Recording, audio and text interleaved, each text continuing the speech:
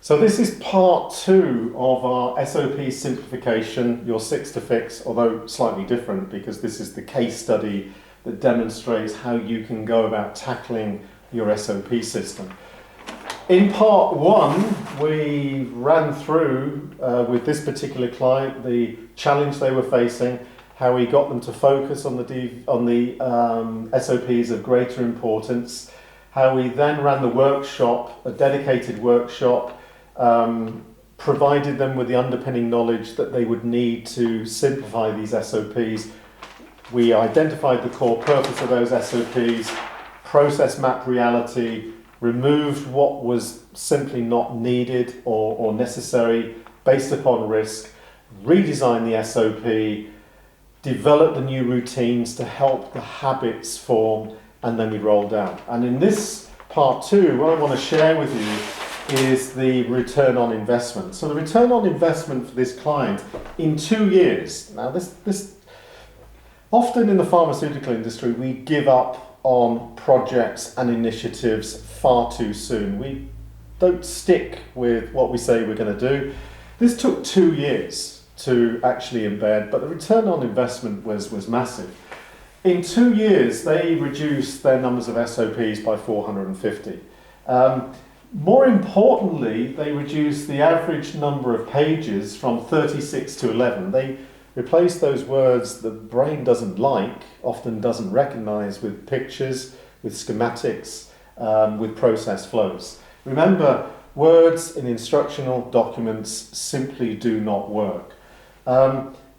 Importantly, they reduced the numbers of deviations by 63%, and everybody was happy. So when they equated the time savings in each of these, the actual savings to the business over a period of 2 years was in excess of $11 million. More importantly, the levels of risk were considerably lower, and more importantly, everybody was a lot more motivated because they had SOPs they could actually use.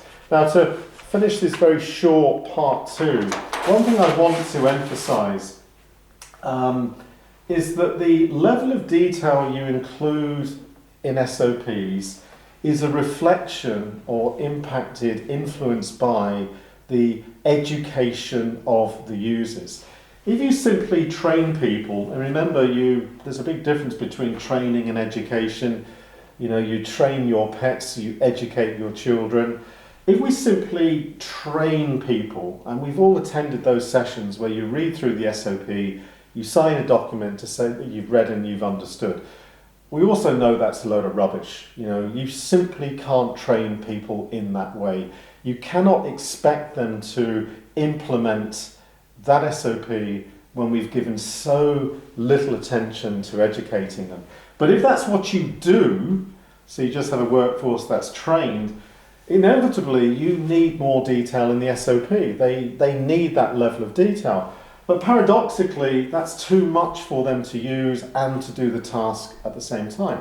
So this approach results in dangerous shortcuts. They have to figure out shortcuts, ways around, workarounds in order to get the job done.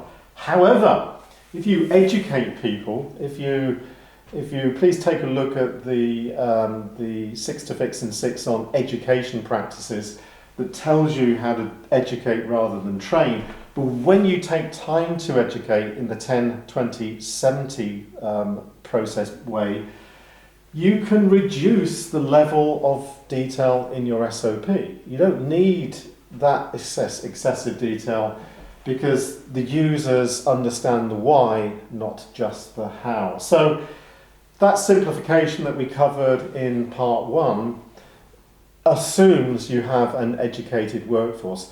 If you have a trained workforce, start educating them quickly because, frankly, if you're not educating your people, your future is going to be challenged as the business progresses. So, any more information, please just drop me an email, martinlush@nsf.org, and any comments I really welcome back. Try this, it does work, but you've got to stick with it.